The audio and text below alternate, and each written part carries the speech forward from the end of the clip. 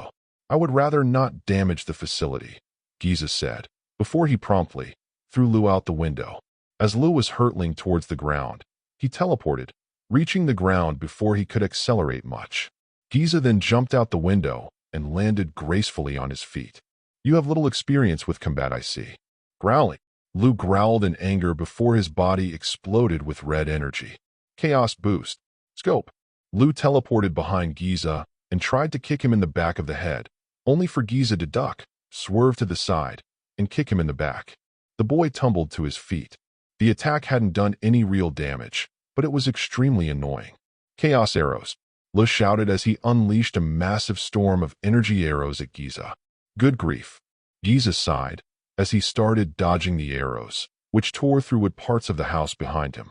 I said I wanted to avoid damaging the house, and you go and do this. Honestly, what a stubborn child. Giza then threw the emerald up into the air. Lu stopped his assault and immediately teleported to the emerald. But just before he could grab it, Giza jumped up and threw sand in his eyes. Act.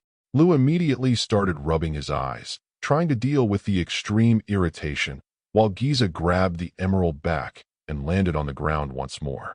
Shall we end this here, or are you keen on wasting more time? Giza said as Lu fell to the ground in front of him, still unable to see. Grr. Bastard. Lu pointed his hand in the direction he heard Giza in and shot a chaos spear, only for Giza to sidestep it. Giza took a few steps back and waited for Lu to clear his eyes. Ack. Lu groaned. His eyes still hurt, but he could finally see again. Damn it. Lu jumped back onto his feet and rushed Giza with his tremendous speed and tried to punch Giza in the face, only for Giza to tilt his head to the side. He tried to kick him and Giza ducked, grabbed his leg, and threw him to the side. The boy landed on his back, but quickly pulled himself up and glared at the rat. Just slow down. Chaos arrows. Lu unleashed another wave of chaos arrows at Giza. Giza was ready to dodge them, until suddenly, they sped up, significantly. What? The arrows slammed into him, creating small cuts, burns, and bruises all over his entire body, and causing him to drop the emerald. To Lu, it's as if time itself slowed down. He and his attacks were still moving at normal speed, but Giza and the falling Chaos Emerald were moving in slow motion. Lu stopped his attack, both surprised and confused as to what the heck was happening. After a few moments, he started walking forward, towards Giza and the emerald which was still falling.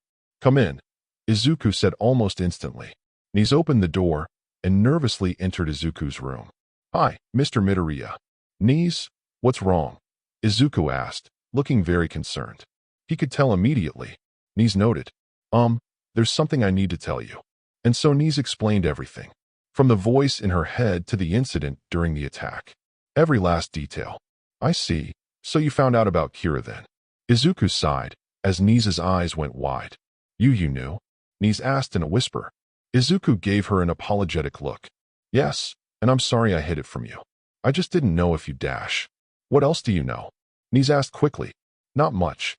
Izuku decided to be completely truthful here, so as not to damage his bond with Niz any further. "When we first found you, or rather, Kira was sent here to kill me by the MLA, the same organization that Sheena defected from. However, you were exposed by Fu before you could even get close to me. From what Fu gathered, Kira was a child assassin, raised to be a killer by manipulative, scummy parents." Each word Izuku spoke filled Niz with more and more horror. Yet at the same time, they resonated with her, bringing out emotions of shame, regret, and longing. She knew they had to be true. "I was an assassin, I killed people." "Niz, you aren't responsible for those deaths," Izuku said. "Children are people born into this world as almost blank slates, knowing nothing about the world. Those people manipulate children and bend them to their will. It's brainwashing, even without using a quirk. You can't be blamed for what happened." Niz still looked to be processing that information, trying to come to terms with what had been revealed. "As for your condition, it's complicated." Izuku continued. "It's close to dissociative identity disorder. However, your psychic abilities fundamentally alter the way your brain works, meaning that the differences between your condition and DID make it so we have no idea how to treat this. For now, all we can do is observe." Niz didn't respond, still unsure what to say about all this. But before she could get her thoughts together, the door opened, and Giza came in. "Sir, Lu finally tried it." Izuku sighed.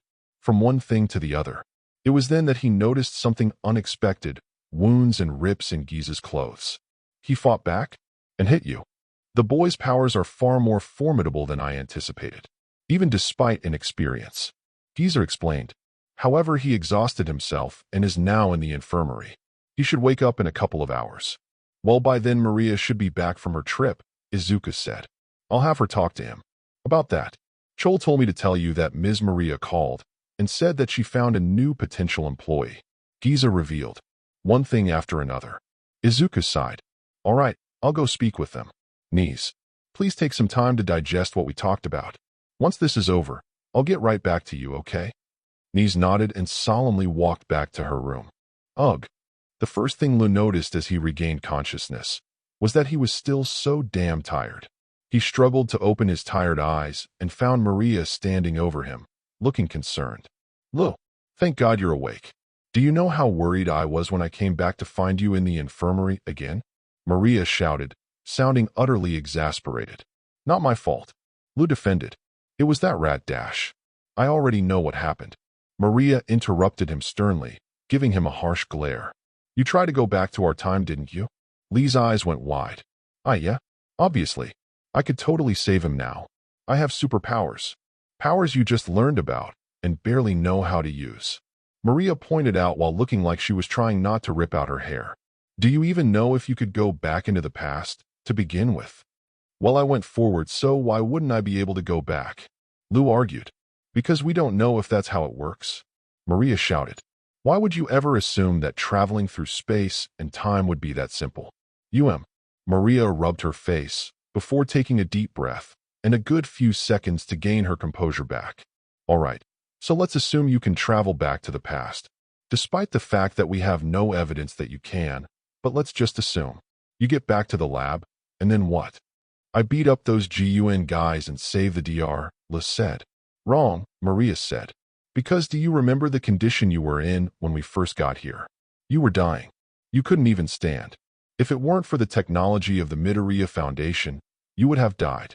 If you went back, you'd just be in that same state and die along with everyone else. But let's assume that somehow you're not in that state, and you can somehow fight against the GUN agents. What's next? If your trip to the past didn't kill you, then going back to the future definitely would, and you likely wouldn't even be able to get this far. And if you stay in the past, you have to fight against all of China, with powers you don't understand. And even if you left China, you'd still be in danger because literally, every county would try to dissect you to figure out how your powers work. With each sentence, Lu backed down, more and more, as he realized just how stupid his plan was. And all that without mentioning that you'd be leaving me here, alone, Maria pointed out, tears forming in the corners of her eyes. Don't you think I wanted to go back and save Grandpa too? Don't you think that was one of the first things I thought about? I asked them. I asked the scientists who were the most knowledgeable people on Earth about this subject, and you know what they told me. 0.000000347%, those are the chances of us being able to go back. Not even going back without you dying, just going back at all. And you just tried to do it with no thought whatsoever. Okay, I get it. Liz shouted back, tears forming in his own eyes. It was dumb. Do you? Do you really? Maria asked him, her tone almost desperate sounding, like she was begging. Ever since we've got here, you've done nothing but lower our chances of actually surviving. From trying to piss off the one person who can help us, to recklessly trying to go back in time without a second thought. Do you want to die? This isn't a game. I know this whole ridiculous thing seems like one of your manga, but it's not. This is real life. And if we mess up, we're really going to die. Do you understand that? Do you really understand that? The room went silent, save for Maria's intense breathing as she tried to catch her breath. Lu remained silent as all the anger drained from Maria, and she just sank back into a nearby chair, looking utterly defeated. He's gone. Grandpa's gone. Grandpa, our parents, our relatives, our friends. They're all gone. It's just you and me now. And I don't think I could bear to lose you too. So please, for the love of all that is good, live. Eat good food. Learn new things. Play, train yourself. Anything that doesn't get either of us killed. Please. I'm sorry. Lu apologized, looking down at his bedsheets, unable to look Maria in the eye. Everything's just I don't. Before Lu could finish his thought, Maria wrapped him in a hug. You don't need to finish that sentence. I know what you're feeling, and I don't know how to describe it either, but I do know this. No matter what happens, no matter how insane things become, we have to keep going. Together. All right. Together, Liz said, finally hugging her back. Thank you for coming. I appreciate it greatly. Izuku said to his guest. Sitting in his office, on the couch opposite him was none other than Okane Yorozu, mother to Momo and a very, very wealthy investor. She was very recognizable as Momo's mother, looking pretty much like an older version of her, in a very expensive suit. Well, a friend of my daughter's saying he has an interesting business proposal was bound to catch my attention. I am grateful regardless, Izuku said, before looking over to his side at their newest maid. Sue, please give Mrs. Yaorosa the gift we have prepared. Sue was another teenage girl, a bit older than Izuku himself. She had very pale, long blonde hair, and pale porcelain-like skin. Her eyes were glassy and unfocused, and her doll-like joints made her look like a giant living doll, especially in her maid outfit that Shiruko made for her. Yes, sir, she said in a monotone voice. It was then that a suitcase lowered from the ceiling and onto the table in front of Okane. Please take a look. Izuku urged her. Okane nodded and opened up the suitcase, and inside was a single piece of cloth and a small metal rod. Oh, and this is something for your daughter. Please try to push the rod through the cloth. Izuku instructed. Curious, Okane did as he said, and pushed the metal rod through the cloth. The rod went through cloth, opening a hole, and once it exited, the hole immediately patched itself up, as if it was never there. I see. If this was used to make Momo a costume, my daughter wouldn't have to strut around half-naked, Okane said, with a small smile on her face. Well, you certainly know how to get my attention. So then, what are you offering? Something huge. Izuku snapped his fingers, and a vial of cure all dropped down onto the table. How are you doing that, by the way? Okane asked,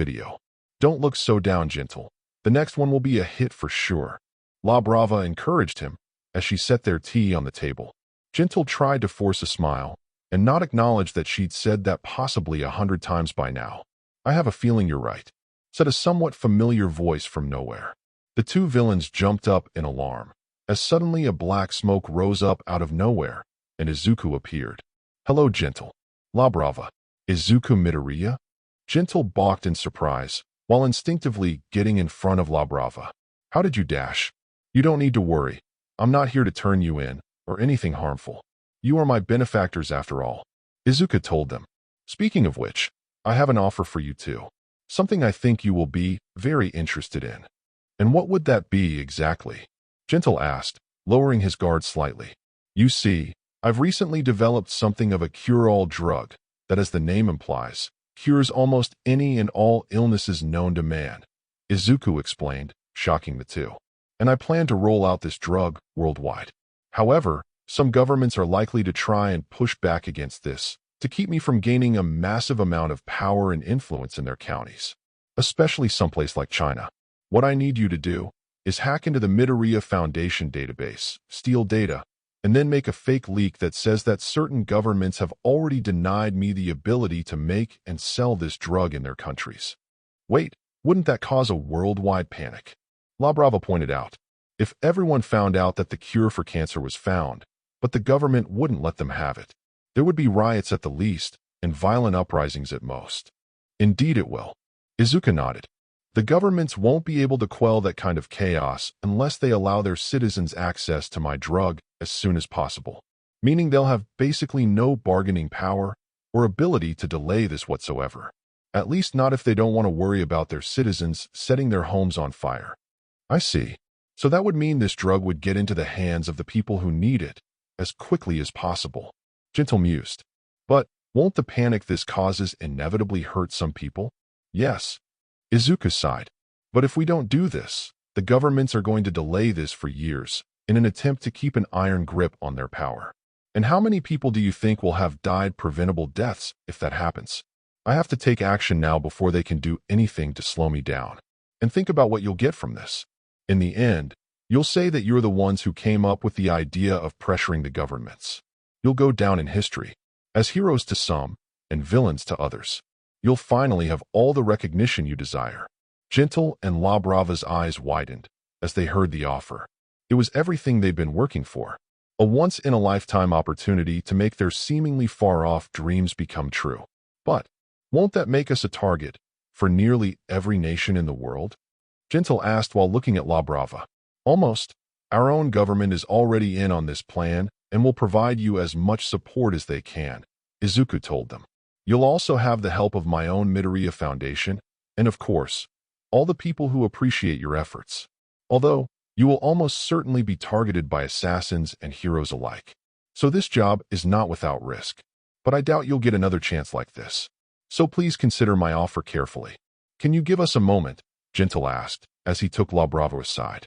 Gentle, what are you doing? This is our chance. La Brava asked in a whisper. You'll finally get what you've always deserved. But at what cost? Gentle asked, looking a bit shaken. La Brava, this is beyond anything I could have imagined. We won't just have to deal with heroes, but actual assassins. Our lives will be radically different. La Brava was confused for a second before she realized what this was really about and gave her partner a gentle smile. Gentle, you don't need to worry about me. I swore that I would be by your side and help you achieve your goals, no matter what. La Brava. Gentle smiled back. Thank you. I promise that no harm will come to you, no matter what. The two turned back to Izuku, who had been waiting patiently. Mr. Midoriya, we will take your deal, Gentle said. Outside of the grounds of the Midoriya Foundation, a large group of reporters and cameramen gathered in front of the gates, which had a large wooden stage in front of it. Standing on that stage was Izuku, with a podium in front of him with a metric ton of microphones on it. And next to him were Sue and Sai. Hello everyone, and thank you for coming. Izuku started. I'd like to start this off with an apology. This caused some murmurs among the crowd, and everyone paid very close attention to his words. As many of you have figured out, the attack that happened on the day of the UA Sports Festival was meant to target me and my children, and was perpetrated by the various villain organizations that have been targeting me and my children for quite some time now. Izuku explained. As such, I can't help but feel bad for the people who got caught up in the incident. So, I've searched for ways to try and give back to the world. And that's when my scientists discovered this. Izuku then took out a vial from his pocket. Quirkless, a drug that is designed to target abnormalities in one's body and revert them back either into a healthy state or into non-existence. With this, we have found the cure for almost every possible ailment in human history, including cancer. Suddenly, the crowd exploded into uproarious shouting and gasps. Questions were shouted at him at such incredible volume that you'd think they were the ones with microphones. In response, Izuku put his fingers over his lips. Scree! The sound of a loud scratching noise rang out above the crowd. While it seemed to be coming out of nowhere, in actuality the noise was created by very thin strings, rubbing against each other, courtesy of Sue. Everyone covered their ears and immediately pipped down. After a few seconds, the noise stopped, and Izuku spoke up again. If you have a question, please raise your hands and wait for me to call on you, Izuku said. In less than a second, hundreds of hands popped up, eagerly trying to get his attention. You, the one with the wire hairs, Izuku called out. Mr. Midoriya, do you have any proof of your claim that this drug can in fact cure cancer? The reporter asked. In fact, I do. I have released an official Midoriya Foundation website, Izuku revealed. Among other things, you can look at various testaments and documents, listing the uses and effectiveness of the drug. Of course, when the drug becomes publicly available, you'll be able to see just how effective this drug is. Now, you with the rainbow eyebrows. Mr. Midoriya, how long will it take to release the drug in Japan and around the world? And will this drug be available to people with lower incomes? The reporter asked. I've already discussed things with the Japanese government. and the drug is currently available to critical cases around Japan. People who can only be saved by this drug and need it urgently. Izuku explained. The rest of Japan will be able to obtain the drug a week from now. As for the price, well, there are various versions of this drug, which have various degrees of potency. Of course, the weaker ones will be cheaper and cure fewer illnesses. However, should a person require the drug and not be able to afford it, then you can contact the Midoriya Foundation via our website or through some of our facilities if needed, and we can come to an agreement. You, with the red hair and two tongues. What kind of agreements are you speaking of? The person asked. That can depend on the circumstance. For now, I'm thinking of simply providing them the drug and having them pay it off later. Izuku stated. Of course, I'm aware that that might be difficult or impossible for some, which is why I would most likely offer them a job. After all, we'll need a lot of hands to create these. Although if that's not an option for whatever reason, then we can negotiate something else. Now you, with the banana fingers. You say that this is for mankind's benefit, but what about the millions of people in the pharmaceutical business who'll go unemployed due to your product? The reporter asked. Izuku frowned. Whenever an advancement in science is made, it will typically cause businesses that relied on older technologies to fade. When the car was invented, the horse and buggy business tanked. When people started writing on computers, typewriters fell by the wayside. This has happened for hundreds of years, and it would happen with this inevitably. Of course, anyone who worked in the pharmaceutical business is welcome to work for the Midoriya Foundation. I know that I can't help everyone who gets unemployed thanks to this product, but at the same time, there really isn't another alternative. More people would get hurt by the decision not to release this drug than otherwise after all. I'd like everyone to remember this. Inaction is still an action. Now, before we continue talking about the drug, I'd like to take this time to inform you all that the drug is not the only new product that the Midoriya Foundation is going to release. My labs have been working non-stop on new products to make life easier for all of you. I don't have time to explain all of them, but you can find them all on my website, and they're all available for pre-order. These items can be obtained at the same time as the drug in Japan, and we're currently working on releasing them worldwide. I hope all these products can work to make the world a better place. Breaking news, shouted a newswoman into a camera as she sat in a news station. Less than a week after the Midoriya Foundation's astonishing announcement of a miracle cure, the world outside of Japan has descended into pure chaos. Not long after the announcement, the Midoriya Foundation was hacked, and certain pieces of information were leaked online, as well as a rumor that apparently many countries outside of Japan have not yet agreed to this drug to be made and distributed in said counties. The rumor goes that the higher powers in those countries don't want the Midoriya Foundation to gain a foothold worldwide and are looking into ways to make the cure themselves. Although all this is just a rumor, the two responsible for this are two small-time criminals and YouTubers, Gentle and La Brava, who apparently wanted to spread the truth they felt was being hidden. They have not been captured as of this broadcast. This information has caused violent riots all around the world, as people demand that this drug be made available to them. The riots have caused many deaths and mass property damage. And regardless of any words or warnings, the people seem to have no intention of stopping their protest until their demands have been met. America, in particular, has been sent into pure unadulterated chaos as the country rips itself into pieces over the topic of healthcare. The vast majority of people are demanding the Midoriya Foundation's drug, but among them, an increasing number of people are demanding full healthcare reforms. This has caused them to come into conflict with not only the American government, but with another fraction of Americans who are very much against the healthcare reforms the other side are demanding. This conflict has caused a sort of second civil war to break out, as fighting breaks out anywhere and everywhere across the country. And the longer the unofficial war goes on, the more violent it gets, as people find more and more reasons to fight each other, as long-held frustrations and grudges burst into violent conflict. Pro-heroes around America have taken various different approaches to handle this, with some going about their businesses as usual, some taking more extreme approaches to try and stop the protests, and others joining the protesters. Stars and Stripes has taken a non-confrontational approach, refusing to use violence against the protesters, but still attempting to desolate the protests